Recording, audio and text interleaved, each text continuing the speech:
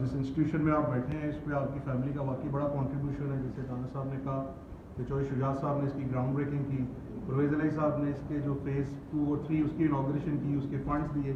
और मेरा ख्याल है पाकिस्तान के चंद चैम्बर्स में चैम्बर ऑफ कॉमर्स शामिल है जो गवर्नमेंट ऑफ पाकिस्तान के फंड से बना है। तो इसके लिए हमेशा ही हम आपकी फैमिली के शुक्रगुजार रहते हैं।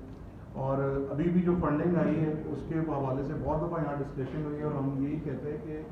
पिछले 5-10 साल में, चूँकि मैं भी इसी इदारे में बीइंग प्रेसिडेंट रहा हूँ, तो हमारा एक्सपीरियंस PMLN की गवर्नमेंट के बारे में जो है वो हमने आपसे पहले भी कई दफ़ा शेयर किया है। इंडस्ट्रियल स्टेट के बारे में जब हम मिलने गए तो सेक्रेटरी इंडस्ट्रीज ने मुझे कहा कि जब तक शहबाज शरीफ साहब गुजरात को स्टेट नहीं देंगे आप हमें अपना वक्त ज़ाया कर रहे हैं। तो ये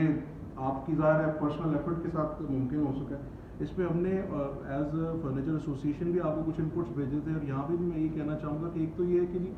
बेसिकली हम चाहते हैं कि इस इंडस्ट्रियल स्टेट में इंडस्ट्री बेस्ड ब्लॉक्स बनाए जाएँ ताकि हर इंडस्ट्री की एक स्पेसिफिक रिक्वायरमेंट्स हैं, उसके अकॉर्डिंगली वो इंडस्ट्रीज उन ब्लॉक्स में आ जाए। दूसरी चीज़ जो 1 पॉइंट एजेंडा समझें, सबसे ज़रूरी चीज़ ये है कि जो इसका बोर्ड बनाया जाए उसमें रियल टाइम स्टेक होल्डर्स को लिया जाए और इंडस्ट्रियलिस्ट को शामिल किया जाए, क्योंकि बाज़ बात ये होता है कि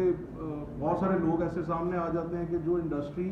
के साथ लिंक नहीं होते, इंडस्ट्री की रिक्वायरमेंट्स का उनको अंदाज़ा नहीं होता, और फिर वो जैसे PMLN के चारों स्टेट फ्लॉप हो गए, चूनिया फ्लॉप हो गया, बलवाल फ्लॉप हो गया, मंडी बहाउद्दीन फ्लॉप हो गया। उसका रीज़न ही ये था कि इन्वेस्टर्स थे और किसी प्लानिंग के तहत वो नहीं बनाई गई थी, ना वहाँ कोई इंडस्ट्री थी, ना वहाँ कोई काम होना था, बस वो पॉलिटिकल बेस्ड इंडस्ट्रियल स्टेट्स थे और सारे फ्लॉप थे।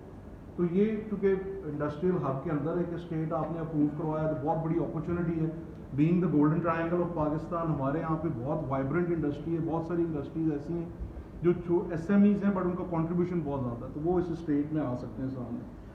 उसके बाद मैं आपको ये सजेस्ट करना चाहूँगा, गुजरात चैम्बर ऑफ कॉमर्स बहुत सालों से एक एनुअल एग्जीबिशन करता है जिसमें हमेशा ही वेन्यू का प्रॉब्लम रहता है। तो because this is a very relevant project, तो इसमें कम से कम 15 से 20 एकड़ ऐसी जगह रखी जाए जो कि गुजरात का अपना एक डेडिकेटेड एक्सपो सेंटर बनाया जा सके। उसमें चैम्बर ऑफ कॉमर्स भी अपनी इनपुट दे सकता है और हम आपके साथ मिलकर उस एक्सपो सेंटर पे काम कर सकते हैं, और उसके साथ ही उसका कम्युनिटी सेंटर, हॉस्पिटल, बाकी बहुत सारी चीज़ें हो सकती हैं। बट द प्राइमरी ऑब्जेक्टिव है कि इस स्टेट को हम कामयाब करें और गुजरात चैम्बर इसकी ओनरशिप लेते हुए आपके साथ मिलकर इसको सक्सेसफुल करें। तो आपको एंड पे फिर मैं ये कहना चाहूँगा कि आप लोगों को फ़ायदे तहसीन है कि आपने बहुत एफर्ट करके इसको किया, क्योंकि हम जितने लोग इन्वॉल्व रहे हैं इस प्रोजेक्ट के साथ, हमें पता है कि गुजरात का इंडस्ट्रियल स्टेट फेज़ 2 बड़ा ज़रूरत थी इस प्रोजेक्ट की, लेकिन पिछले 10-15 साल में जब हुकूमतें रही हैं गुजरात से उनको कुछ ज़्यादा ही मोहब्बत थी, इसलिए यहाँ कोई प्रोजेक्ट नहीं हुआ। बहुत शुक्रिया, थैंक यू।